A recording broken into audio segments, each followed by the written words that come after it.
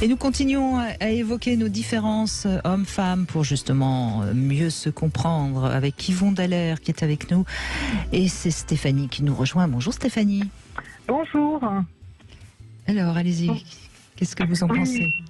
Oui, oui, effectivement, moi j'étais tout à fait du même avis que le homme-femme. C'est vrai qu'on pense pas pareil, c'est pas du tout la même chose.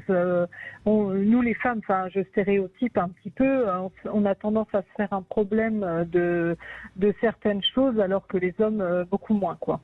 Voilà. Exemple, le silence. Nous, les hommes, dans le silence, on se repose, on recharge nos batteries. Alors que très souvent, dans le silence, mesdames, vous faites des scénarios de catastrophe. C'est vrai, voilà. C'est ce qui nous amène sûrement à... Oui, parce que nous, on est parti beaucoup plus loin que vous. Et oui, effectivement. Alors, c'est un peu caricatural ce que vous dites, Yvon Dallaire. Oui, c'est vrai. Oui, je caricature. Mais là où vous avez raison, c'est que quand un couple est ensemble, par exemple, on va dire dans la nature, si l'homme reste silencieux, la femme va pas pouvoir s'empêcher de dire « mais à quoi tu penses ?» quoi. Et qu'est-ce que monsieur va répondre ? À rien. Et elle ne va pas le croire. Elle ne le croit pas parce que votre cerveau de femme est toujours en ébullition. Non, mais c'est caricatural, mais c'est un peu vrai, oui, bien sûr. Quand un couple se dispute et que la tension monte, monsieur cherche souvent au départ à essayer d'avoir raison, de faire prendre conscience à sa femme pour s'éloigner de sa source de stress. Qu'est-ce qu'il fait? Il essaie de la convaincre qu'elle a tort. Et quand il se rend compte que c'est pas possible, qu'est-ce qu'il fait? Il se retire. Et le silence, les hommes font ça par amour et de bonne foi. Mais ils ne savent pas que c'est la pire des violences psychologiques qu'un homme puisse faire à sa partenaire lorsque dans une discussion, dans une dispute, il se retire pour aller faire baisser sa pression. C'est parce que pendant ce temps-là, madame, la pression monte. Et ça, on a des preuves scientifiques. Hein? L'équipe dont j'ai parlé, qui avait suivi 650 couples pendant 14 ans, ils ont eu la brillante idée de mettre des électrodes sur la tête des hommes et des femmes qui étaient dans leur laboratoire de l'amour. Et quand la conversation devient émotive, quand madame dit quelque chose, par exemple, comme « Chérie, il faudrait que je te parle », la pression artérielle de monsieur fait un bond, son rythme cardiaque augmente de 10 à 20 battements à la minute et son corps sécrète de la vasopressine. Il est en état d'alerte et il réagit comme s'il était devant un tigre. Donc, faire peur au tigre ou fuir le tigre. Alors que pendant que le début de la discussion, madame qui est toujours en communication, il n'y a pas de problème. Mais quand monsieur se ferme ou se retire de la pièce... Le tigre sort ses griffes. Non, le tigre se fuit. Il fuit la tigresse, c'est-à-dire. Oui. Et au moment où il fuit la tigresse, c'est là où le rythme cardiaque de madame augmente de 10 à 20 battements à la minute, que sa pression artérielle fait un bond et que son corps sécrète du cortisol, l'hormone du stress, et l'antidote au cortisol, c'est l'ocytocine qui est l'hormone de l'attachement. Alors madame veut retenir monsieur pour pas qu'il s'enfuit, parce que s'il s'enfuit, elle se sent dans un état d'insécurité, et plus elle retient monsieur, plus le stress de monsieur augmente. Voyez-vous, si on ignore... C'est mal barré, hein? Oui, si on ignore cette dynamique conjugale inconsciente et qui est au-delà de l'amour et de la bonne foi des deux, parce que monsieur, quand madame dit non, monsieur, mais le problème, c'est tout à fait juste, hein, ce que vous dites, Yvon Dallaire, et je crois, Stéphanie, vous l'avez forcément remarqué un jour ou l'autre dans une dispute avec votre conjoint. On l'a tous remarqué.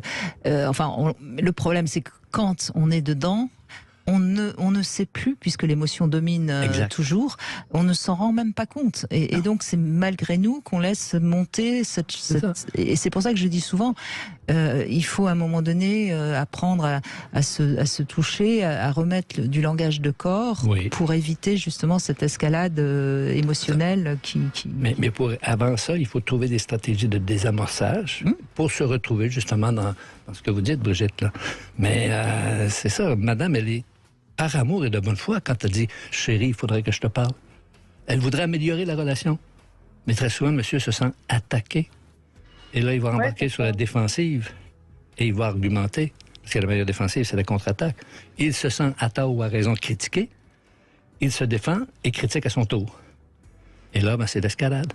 Et quand monsieur décide de se retirer parce qu'il ne veut pas se battre avec sa partenaire, malheureusement, il y en a qui vont jusque-là, mais quand monsieur décide de se retirer, c'est par amour et de bonne foi.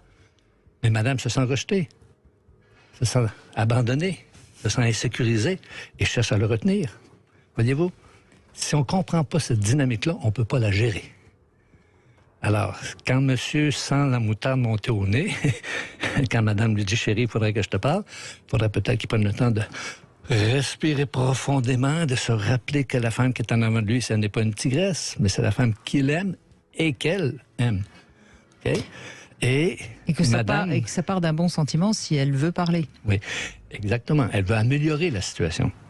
Et quand madame voit monsieur se retirer ou quand madame voit que les narines de monsieur s'écarquillent, que ses canines s'allongent et qu'il monte le ton, peut-être de proposer de reporter la discussion plus tard, une fois que monsieur sera calmé. C'est des stratégies que j'enseigne dans mes cours. Allez-y, Stéphanie, oui. Oui, ce qui m'étonne toujours, moi, quand même, quand on arrive à la fin d'un couple, ce qui m'est arrivé quand même quelques fois, malheureusement ou heureusement, oui, je dirais même heureusement d'ailleurs, dans le cas où j'étais en tous les cas. Oui, je me dis, ce qui m'impressionne toujours, hein, c'est souvent la femme qui vient dire, bah là non, là ça va plus, et c'est souvent la femme qui fait la démarche de dire, bah là tu vois, on discute plus, là tu vois, j'ai l'impression que c'est la femme qui pointe, alors que quand, par exemple, de manière générale, quand on n'a plus de communication dans un couple pendant 3-4 jours, bon, je pense qu'il y a matière à s'alarmer pour les deux, ou alors... Non, il y a seulement madame qui s'alarme, parce que monsieur, lui, pense qu'enfin j'ai la paix. Ouais, c'est ça, voilà, c'est ça la petite différence. Ben oui, voilà, c'est ça. Ouais. Oui, alors que moi, je m'excuse Brigitte, alors que moi je dis aux hommes, si monsieur, vous avez l'impression que madame se tait maintenant, et que vous avez enfin la paix, c'est que moi, je sais qu'elle prépare son divorce. Exactement. Mais ce qui est important... Non, mais c'est vrai, une femme qui finit par ne plus avoir envie de parler parce que de toute façon, elle n'est pas écoutée, c'est vrai que ça craint.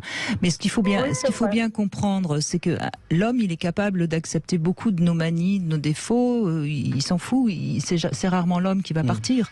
Donc, on voit bien que, quelque part, c'est à nous, je dirais presque, d'être plus intelligente émotionnellement que l'homme, parce que l'homme finalement, si ça va à peu près bien, il fait pas chier, quoi. Enfin, c'est vrai. Vous voyez, Stéphanie, mais c'est à nous, c'est nous qui finalement faisons monter la sauce. Vous avez, mesdames, un grand désir de perfection, et c'est tant mieux. Vous avez un grand désir de perfection, vous voulez améliorer les choses, et moi je dis souvent que les femmes, vous êtes le facteur d'amélioration de l'humanité. Là où les hommes sont peut-être plus le facteur de consolidation. Ils ne veulent pas changer ce qui fonctionne. C'est ça, une des petites différences. On le voit dans les entreprises quand il y a des hommes et des femmes, d'ailleurs. La femme va... Oui, allez-y, pardon, Stéphanie. Allez-y. Non, mais c'est moi.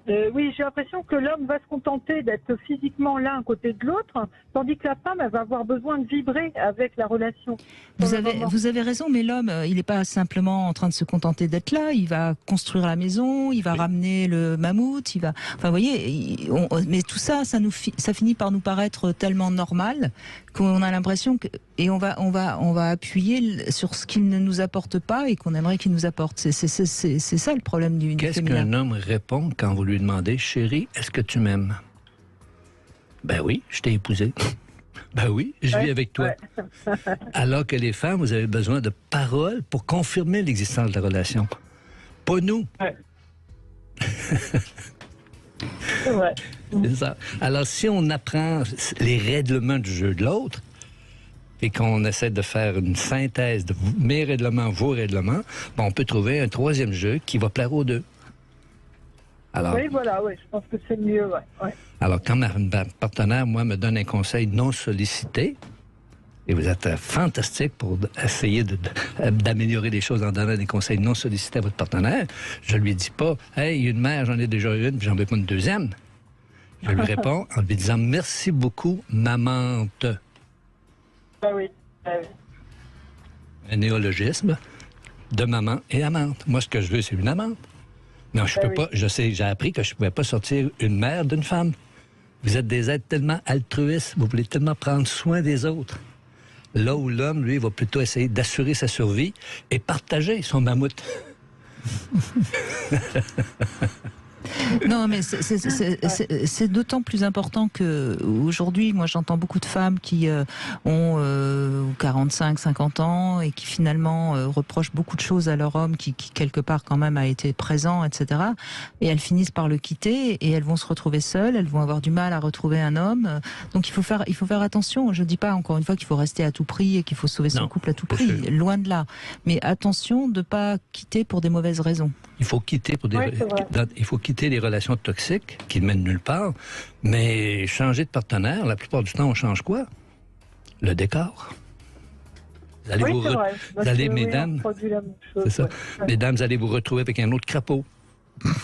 Que si vous embrassez, il risque d'être charmant. Et nous, on va se retrouver avec une sorcière. Mais il faut que les hommes comprennent que le mot sorcellerie veut dire sagesse et connaissance. Les femmes avaient une façon de voir les choses, avaient une façon de vivre la sexualité, l'amour, l'éducation des enfants, qui est très complémentaire à celle des hommes. On est égaux, mais pas semblables. On est égaux et vivent nos petites différences qui peuvent nous enrichir. Et d'ailleurs, moi j'ai la chance d'avoir des amis hommes et des amis femmes. Je vois bien que je n'ai pas la même manière de parler avec mes amis hommes qu'avec mes amis femmes. Et je crois que c'est bien de se rendre compte de ça. Comme vous disiez au début de l'émission, un groupe d'hommes ensemble, un groupe de femmes ensemble, un groupe d'hommes et de femmes, c'est 3 histoires différentes. Voilà, Stéphanie, merci en tout cas. En tous les cas, merci à vous. Ben non, mais merci. Très intéressant. Merci je crois qu'on devrait plus souvent, d'ailleurs, évoquer tout ça dans cette émission, parce que finalement, il y a peu de choses qui sont... on sait qu'il faut répéter les choses pour qu'elles soient vraiment acquises chez quelqu'un. Hein. On vient de faire une chronique avec Philippe en Grèce. Pourquoi pas une chronique régulière avec quelqu'un de Québec? Pourquoi pas? Pourquoi pas? J'entends la proposition, Yvon Dallaire. Merci Stéphanie. On fait une petite pause et on revient sur le Love Conseil.